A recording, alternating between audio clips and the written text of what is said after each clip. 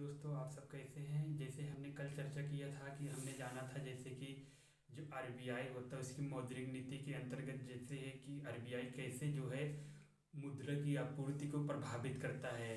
मुद्रा की जो आपूर्ति है जैसे बाजार में मुद्रा का फ्लो कैसे बढ़ाता है, मुद्रा की कमी कैसे करता है, ये सब चीज़ें जाना था। लेकिन जो मुद्रा की कमी करने वाले और आपूर्ति करने वाले टूल्स है, आज उसके विषय में जानेंगे। इंस्ट्रूमेंट यानी मौद्रिक उपकरण के विषय में हम बता रहे हैं। किसके? मौद्रिक उपकरण। मौद्रिक उपकरण। उपकरण मोनेटरी इंस्ट्रूमेंट।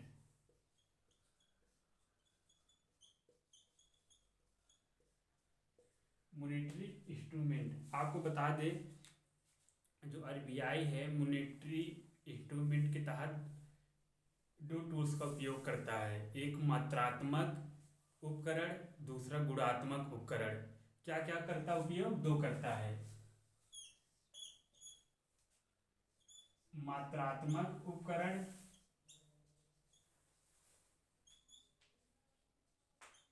और दूसरा है आपका गुणात्मक उपकरण। गुणात्मक उपकरण। गुणात्मक उपकरण। मात्रात्मक उपकरण के अंतर्गत जैसे हम एक पहले नंबर क्या जानेंगे, पहले हम इसके अंदर देखेंगे रेपो रेट।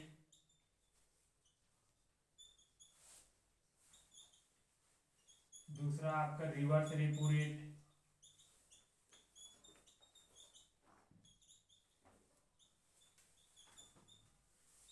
तीसरा आपका कैश रिजर्व रेशियो।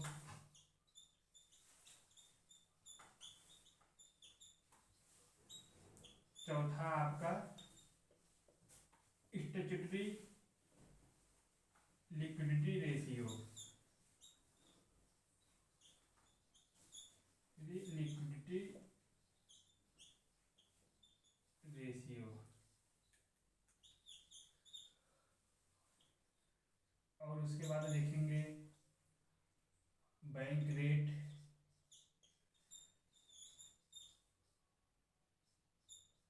उसके बाद देखेंगे इसके अंतर्गत नेट क्या, ओपन मार्केट ऑपरेशन।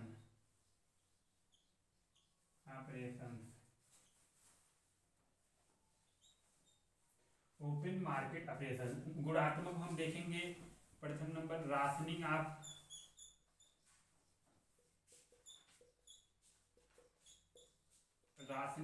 क्रेडिट। उसके बाद आपका देखेंगे मोरल ससेशन।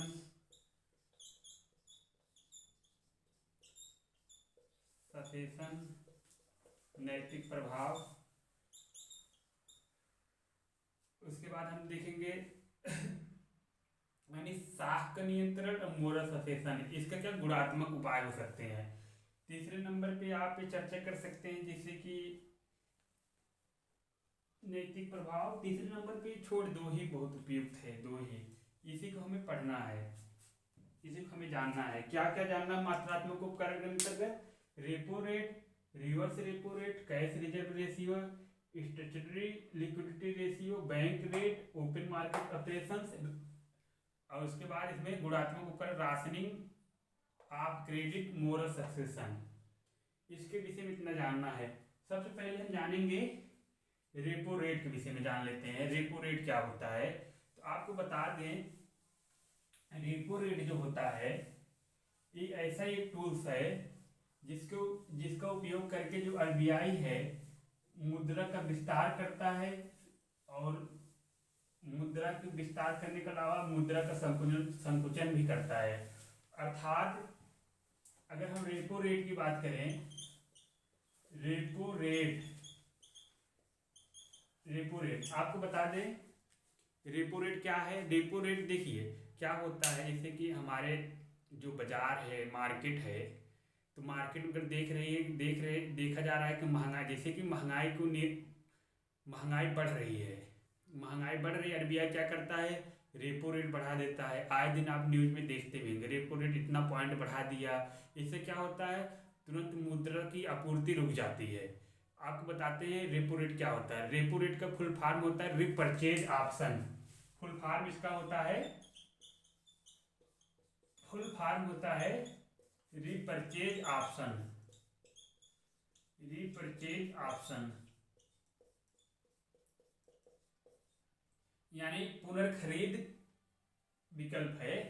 तो रेपो रेट क्या होता है, रेपो रेट आप बता दे, जब जब किसी देश की सेंट्रल बैंक किसी कमर्शियल बैंक को लोन, कमर्शियल लोन, देखिए क्या देता है, जब जैसे कि कोई बैंक है किसका, किसी देश का जो सेंट्रल बैंक है किसी कमर्शियल बैंक को जिस ब्याज दर पर कर्ज देता है उसे रेपो रेट कहते हैं, एक साधारण सी भाषा में। जैसे मान लीजिए आपको बता देते हैं, जैसे क्या हमने बोला, जैसे कि किसी देश कोई देश है, किसी देश का सेंट्रल बैंक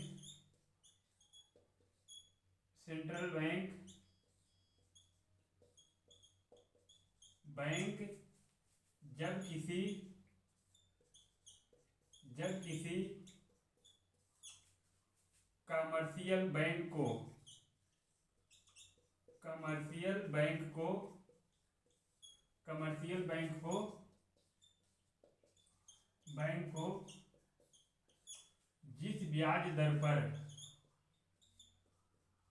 जिस ब्याज दर पर कर्ज देता है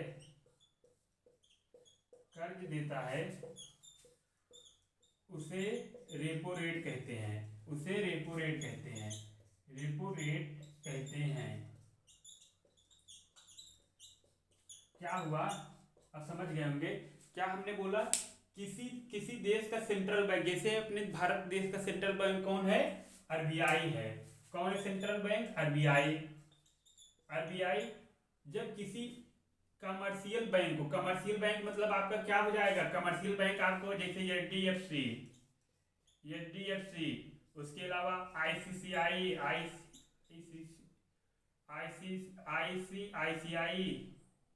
आपका हो गया। फिर उसके बाद आपका कौन सा बैंक हो गया, इलाहाबाद बैंक हो गया,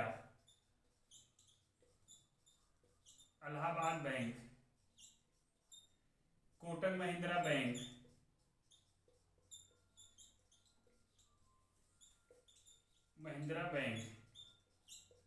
क्या होता है, जिस ब्याज दर पर, जो ब्याज दर है इसी ब्याज दर पर कर्ज देता है उसे हम रेपो रेट कहते हैं। जो ये रेपो रेट होता है ओवरनाइट, रात के लिए, और अधिकतम 7 दिन के लिए तक ही होता है। आपको बता दें इसमें क्या होता है, हमने क्या बताया, किसी देश का सेंट्रल बैंक जैसे कि अपने देश का आरबीआई है, किसी कमर्शियल एचडीएफसी, आईसीआई, और उसके बाद पीएनबी जैसे कि आपका इलाहाबाद बैंक हो गया, कोटक महिंद्रा, इन सबको लोन की आवश्यकता होती है। आपके मन में प्रश्न, लोन की आवश्यकता क्यों होती है, क्योंकि ये क्या होता है, इनके पास अगर जैसे बैंक हमें जो लोन देते हैं एफडीएफसी और ये सब बैंक, इनके पास पैसे कहाँ से आता है, पैसे ये सब भी आरबीआई से लाते हैं, रिजर्व बैंक से कर्ज लेते हैं। जैसे हम सब बैंक से कर्ज लेते हैं उसी प्रकार आरबीआई भी कर्ज लेता है। तो कर्ज लेने के बाद वह आरबीआई से फिर हम सबको वितरित करता है। तो इसे ही हम क्या कहते हैं, रेपो रेट। कभी कभी ये हो जाता है कि जैसे कि आरबीआई ने रेपो रेट महंगा कर दिया, यानी अपनी, अब आरबीआई ने बोला कोई अगर कमर्शियल बैंक आया लेने, तो अगर लोन की दर महंगा कर दिया, इससे बाजार में सुस्ती आ जाती है, यानी कि सुस्ती में बाजार यानी मुद्रा का संकुचन हो जाता है। अभी इसका विषय देखते हैं क्या होता है। जैसे अगर रेपो रेट अगर महंगा कर दे, यानी आरबीआई, यदि रेपो रेट आरबीआई यदि रेपो रेट वृद्धि कर दे, तब क्या क्या प्रभाव पड़ेगा, वृद्धि कर दे तो क्या क्या प्रभाव पड़ेगा। देखिए इस समय जो प्रेजेंट टाइम है, रेपो रेट 6.25% चल रहा है रेपो रेट। अब इसी को हम बेस मानते हैं, इससे महंगा अगर कर दे, मान लो 6.5% कर देता है, देखिए क्या होगा, मान लो अगर HDFC बैंक है, ये क्या है, ये आपका HDFC बैंक है। HDFC बैंक को अब लोन, ये बैंक है, RBI है। अब HDFC को लोन की आवश्यकता पड़ी, लोन लेने गया RBI ने बोला कि अब जो है लोन मिलेगा आपको पहले सिर्फ वो जैसे HDFC जैसे गया लोन लेने तो RBI ने बोला आपको लोन आपको मिलेगा 650% पे। तो लोन इतना 6.50% कर दिया। उसके बाद अब ये 6.50 लोन RBI से लेके आया HDFC, लोन लेके आया। लोन लेने के बाद आया तो उसने फिर अपने जनतक दिया, जनतक देना चाहा तो जनतक को अगर RBI लेके आएगा HDFC को लोन देने के लिए, HDFC कंज्यूमर को लोन देगी 7% में, जाहिर सी बात है भाई अपना भी कुछ लाभ देखेगी। तो लोन की दर महंगी हो गई। जब महंगा हो गया तो क्या हुआ, बाजार में मुद्रा की आपूर्ति बाधित हो गई। पहला नंबर ये तरलता, लिक्विडिटी कम हो गई, लिक्विडिटी कम हो गई, लिक्विडिटी कम हो गई नहीं, अब लिक्विडिटी कम हो गई। जब लिक्विडिटी कम हो जाएगी तो देखिए अब क्या होगा, अब लिक्विडिटी कम हो जाएगी, लोगों के पास जब पैसा ही नहीं रहेगा, जब पैसा नहीं रहेगा वस्तुओं की कीमत में कमी आएगी। यानी क्या हो जाएगा, वस्तुओं की कीमत में यानी गुड्स जो है डिमांड में कमी आएगी।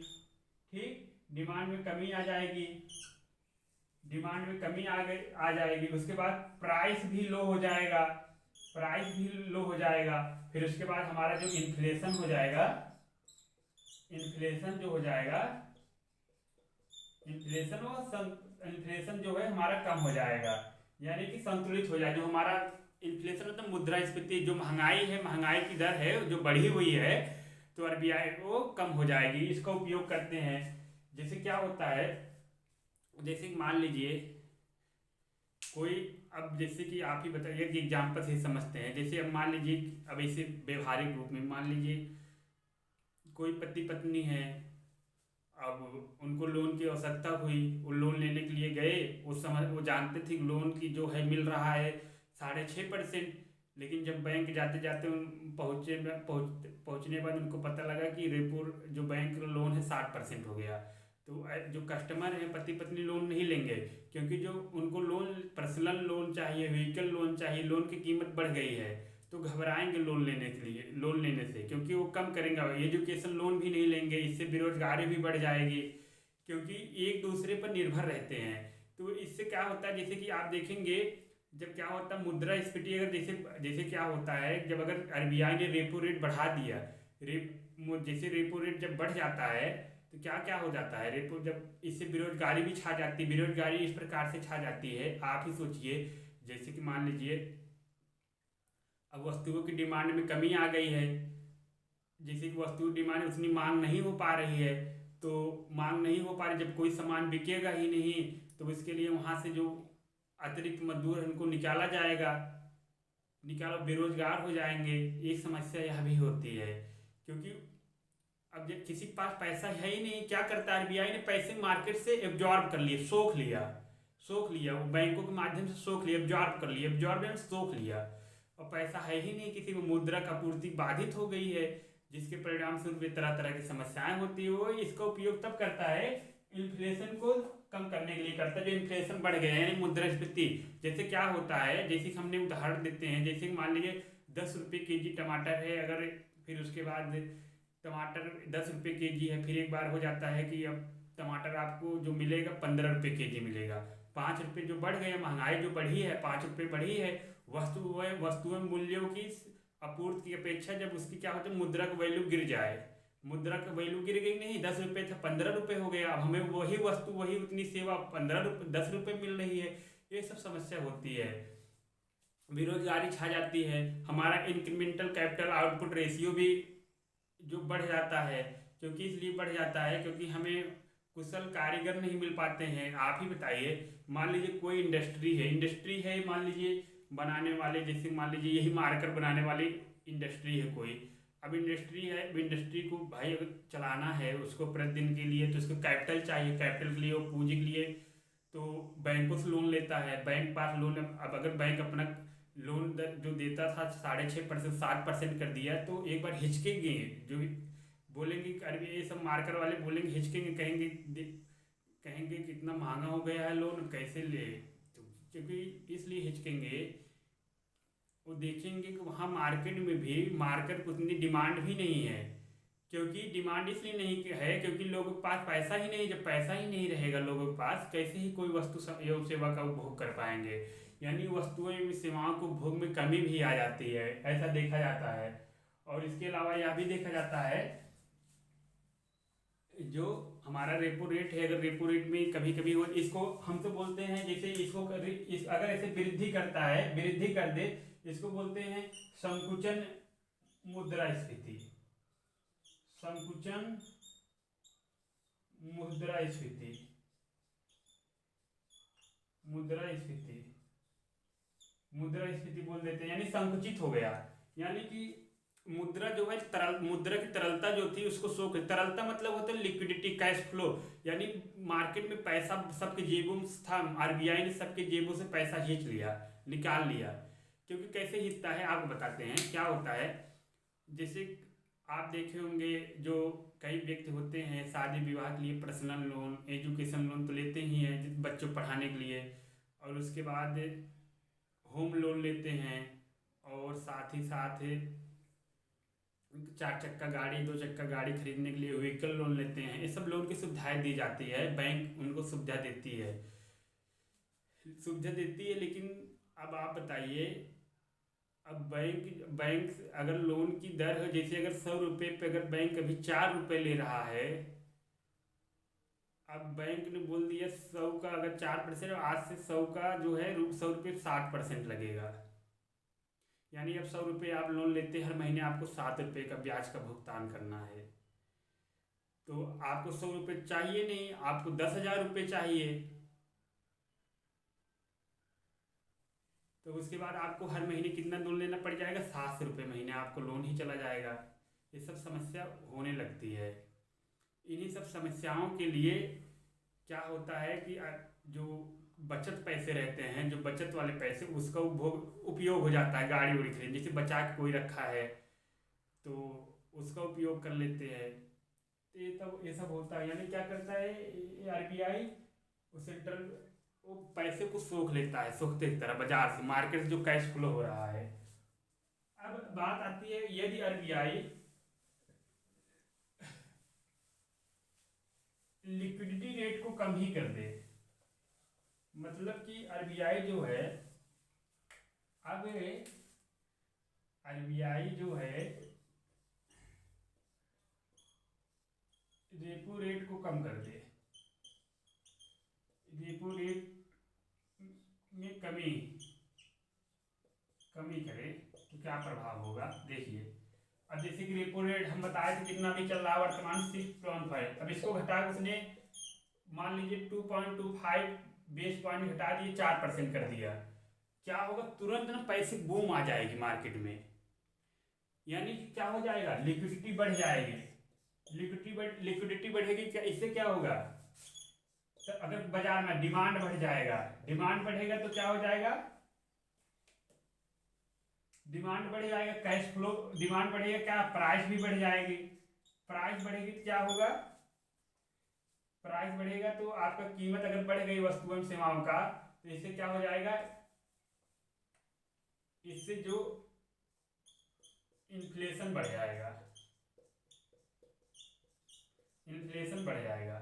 देखिए लिक्विडिटी क्या होता है, आरबीआई ने 4% कर दिया लोन की ब्याज की दर। अब बैंकों को 4%, अब बैंक जो है 4.5% लोन दे रहे हैं। अब खूब भर भर के सब लोन लेंगे, एजुकेशन लोन, सब अपने बच्चों को पढ़ाने के खूब भर भर के लोन लेंगे। यानी कि लोन की दर सस्ती होगी, लोग अब 4 चक्का गाड़ी आराम से खरीद लेंगे, क्योंकि उनको पता हो गया बैंक जो है आरबीआई ने 2.25 बेसिस पॉइंट घटा दिया है लोन की दर को। अब इसको 4% कर दिया है। इससे क्या होगा, लिक्विडिटी बढ़ गई और डिमांड भी बढ़ गया। यानी देखो लिक्विडिटी के, अगर जब बाजार में अगर बाजार में पैसे की बाढ़ आई, बूम आ जाएगी, खूब पैसा, सबके जेब में पैसा आ जाएगा। अब जाहिर सी बात है, अगर सबके जेब में पैसा आएगा तो डिमांड बढ़ेगा ही। डिमांड इसलिए बढ़ेगा क्योंकि अब डिमांड इसलिए बढ़ जाएगा क्योंकि सबके पास पैसा है। अब जानते हैं तो उच्च गुणवत्ता युक्त वस्तुओं का उत्पादन होने लगा, डिमांड एकदम एकाएक फ्लो ऊपर होने लगेगा, यानी मांग उसकी ज़्यादा हो जाएगी। क्योंकि मांग इसलिए ज़्यादा हो जाएगी क्योंकि लोग प्रतिस्पर्धा में, गुणवत्ता में, और साथ ही साथ प्राइस भी हाई कर देंगे। इससे क्या है, इन्फ्लेशन जो है थोड़ा ये मंदी की स्थिति में उत्पन्न किया जाता है। क्यों मंदी, जैसे मंदी में क्या होता है, जैसे अगर मंदी आ रही है, मंदी मतलब कि वस्तुओं से, जैसे क्या होता है, वस्तुओं एवं सेवाओं की कीमत बहुत घट गई है। जैसे टमाटर है, टमाटर जो है अगर 4 रुपए केजी है, अब कोई किसान टमाटर 4 रुपए केजी है, बिक रहा है 4 रुपए केजी। अब क्या समस्या होती है, अब किसान को समस्या होने लगी, भैया हमारा लागत ही नहीं निकल रहा है, क्या ही किया जाए। फिर आरबीआई ने सोचा, आरबीआई ने रेपो रेट कमी कर दी 4%। 4% सबके पास पैसे आ गया, पैसे आएगा सबके पास, अब सब टमाटर खरीदने लगे, चले जाएंगे। इससे क्या होगा, जो 4 रुपए केजी था टमाटर 8 रुपए केजी हो गया नहीं, इसकी डिमांड भी, अगर पैसा आता है डिमांड बढ़ जाती है।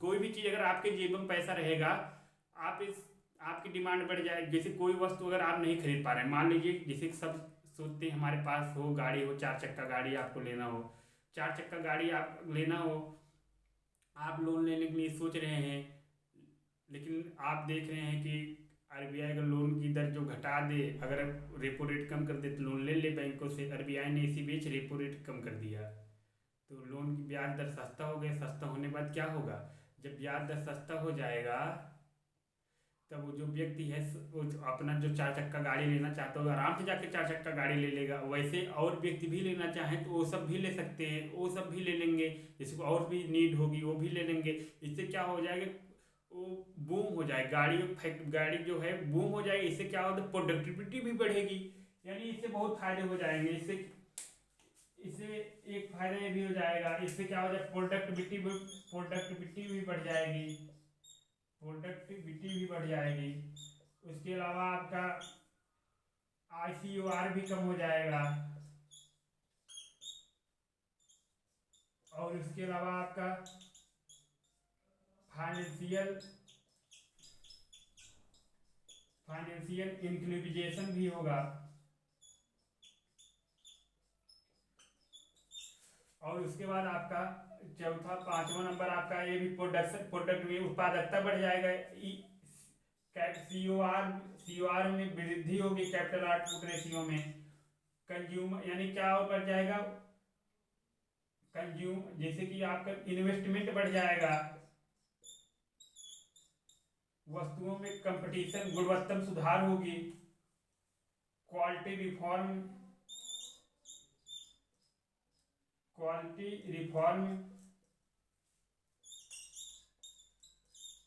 और देखिए क्या हो जाएगा, और आपका, और ये देखिए, और आपका क्या हो जाएगा, 7वें नंबर ये हो जाएगा, ये यानी वो, अगर देखिए अगर लिक्विडिटी, अगर जैसे क्या हो जाएगा, बढ़ जाएगी अगर रेपो रेट कम। इससे क्या क्या डिमांड बढ़ेगी, प्राइस इन्फ्लेशन कम होगी, इससे और क्या क्या हो जाए, उत्पादकता बढ़ेगा, ICOR कम होगा, फाइनेंशियल इंक्लूजन होगा, COR वृद्धि होगी, और जो है इन्वेस्टमेंट में वृद्धि होगी। उसके बाद क्वालिटी रिफॉर्म होगा। उसके अलावा आपका क्या होगा, उसके अलावा आप देखेंगे इसका क्या नाम है, लोग सेलेक्टिव आइटम को चूज करने लगेंगे। फिर उसके बाद आप देखेंगे धीरे धीरे उनके अंदर जो है, जो उनकी जीवन प्रत्याशा है, लाइफ एक्सपेक्टेंसी,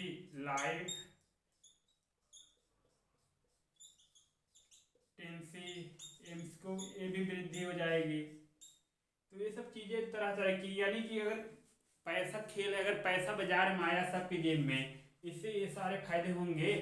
पहले नंबर क्या बढ़ेगा, लिक्विडिटी। अगर देखिए बाजार में अगर कैश फ्लो हो जाता है, लिक्विडिटी बढ़ जाती है, तो डिमांड में भी बढ़ जाएगी, मांग भी बढ़ जाएगी। मांग जब बढ़ेगी, ज़्यादा वस्तुओं की मांग होगी, प्राइस भी बढ़ जाएगी। प्राइस बढ़े, कीमत बढ़ेगी, इन्फ्लेशन, यानी कि इन्फ्लेशन में वृद्धि हो जाएगी। साथ ही साथ देखेंगे इसके अलावा क्या हो, प्रोडक्टिविटी, उत्पादकता बढ़ेगी। आप बताइए, और इसके अलावा आपका इस पर भी प्रभाव पड़ेगा, अनएम्प्लॉयमेंट कम होगा।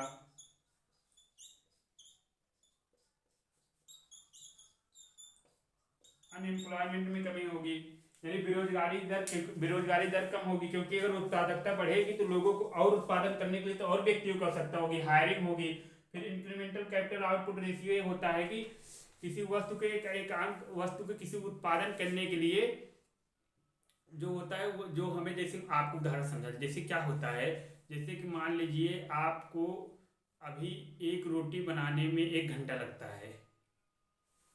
अगर वही एक रोटी बनाना हो तो आप अगर 1 मिनट लगने लगे थे, यानी आपकी टेक्नोलॉजी, आपके पास कोई यंत्र है, मशीन है, यानी क्या होता है आप देखते हो, जैसे कि मान लीजिए आपको अगर 1000 रोटी बनाना है, 1000 रोटी आप मानव श्रम लेबर को लेकर बनवाते हैं, आदमी बनाता है, काफ़ी समय लग जाएगा। लेकिन अगर वही मशीन उपयोग कर देंगे तो अगर मशीन बनाएगी रोटी, वही समय कम हो जाएगा। इससे क्या हो जाए, आप प्रौद्योगिकी को, आपकी प्रौद्योगिकी उन्नत हो रही है, इससे आपके इंक्रीमेंटल कैपिटल आउटपुट रेशियो कमी हो रही है। साथ ही साथ आपका वित्तीय समय वेतन बढ़ेगा। वित्तीय समय वेतन इसलिए बढ़ेगा क्योंकि जो है सब जो है बैंक की ओर उन्मुख होंगे, खाते खुलवाएंगे, क्योंकि भाई बचत भी होगी, बचत को इन्वेस्टमेंट भी करेंगे। और साथ ही साथ सिलेक्टिव आइटम लोग चुनेंगे, सिलेक्टिव इन्फ्लेशन, ये COR भी आपकी कैपिटल आउटपुट रेशियो में वृद्धि होगी। इन्वेस्टमेंट भी बढ़ेगा, क्योंकि जो व्यक्ति बचत करेगा वो पैसे को इन्वेस्ट भी करेगा। और क्वालिटी रिफॉर्म होगा, वस्तुओं की जो क्वालिटी है, गुणवत्ता, उसमें सुधार भी होगा, क्योंकि जो वस्तु उत्तम मानी जाएगी वही लेंगे, क्योंकि आपके पास पैसे हैं। साथ ही साथ सिलेक्टिव आइटम आप चूज करेंगे और आपके जीवन प्रत्याशा में वृद्धि हो जाए, अनएम्प्लॉयमेंट में भी कमी आएगी, बेरोजगारी दर में भी कमी आएगी। ये सब इसके फायदे हैं। क्या क्या है, रेपो रेट के सब अगर कमी होती है तो ये सब इसके फायदे निकल के आएंगे। ठीक है, इसी के साथ हम इसी के साथ हम चर्चा बंद करते, कल हम चर्चा करते हैं रिवर्स रेपो रेट के विषय में।